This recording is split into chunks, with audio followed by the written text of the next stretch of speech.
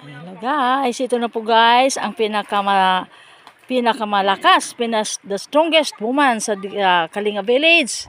Ito po tingnan mo naman po siya pati yung kanyang alagang baboy ay kanyang pinapaliguan sa ilog.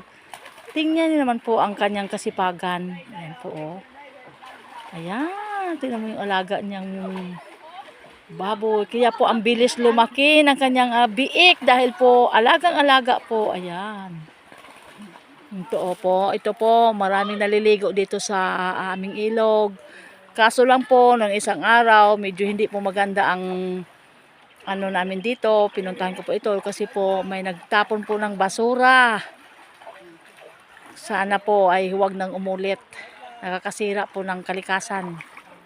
Nakakaperwisyo ng kapwa yung pagtatapon ng basura.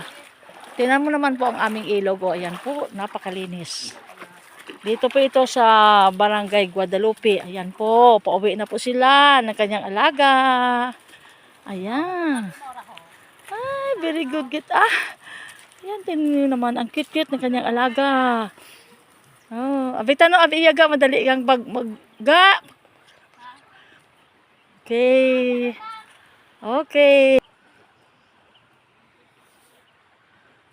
Tingnan naman po ang kanyang alaga.